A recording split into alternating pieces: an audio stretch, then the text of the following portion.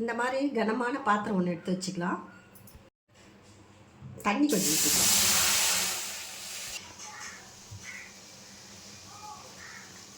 நான் 1 லிட்டர் பால் எடுத்துருக்கேன்.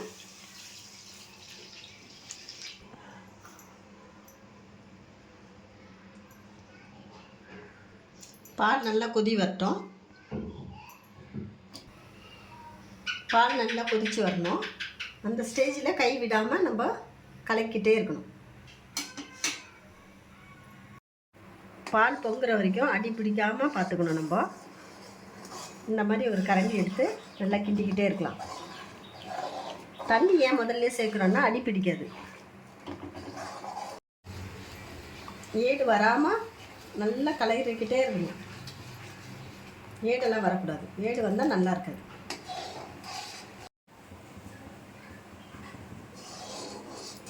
ஏடு வராத அளவுக்கு நம்ம கிண்டிக்கிட்டே இருக்கணும். 1 லிட்டர் பால் 1/2 லிட்டர் ஆகணும்.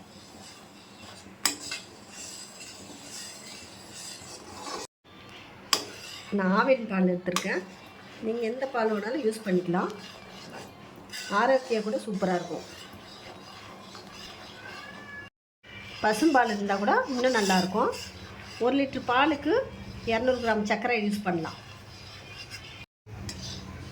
பால் நல்லா சுண்டி வருது. இன்னும் கொஞ்சம் சுண்டட்டும். சர்க்கரை சேர்த்துக்கலாம்.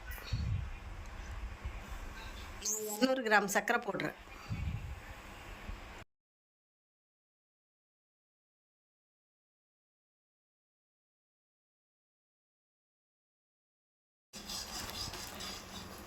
கண்டன்ஸ் மில்க் ரெடி ஆகிருக்கு. சூப்பராக பாருங்கள்.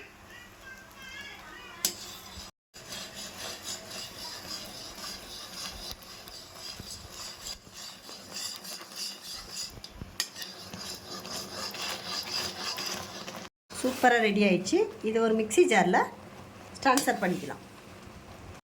எதனால் மிக்சியில் போடுறோன்னா, இப்போ இதில் ஏடெல்லாம் இருக்கும். ஏடு மாதிரியெல்லாம் இருக்கா, அதில் மிக்சியில் போட்டு ஒரு அரைச்சோம்னா நைஸாகிடும். சூப்பராக இருக்கும்.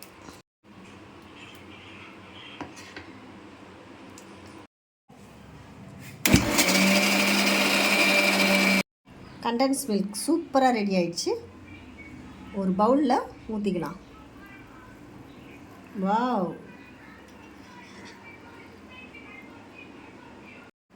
சூப்பரான கண்டன்ஸ் மில்க் ரெடி ஆயிடுச்சு. இதை வீட்டில் ட்ரை பண்ணி பாருங்கள். இதை ஒரு கண்ணாடி பவுலில் மாற்றிக்கலாம்.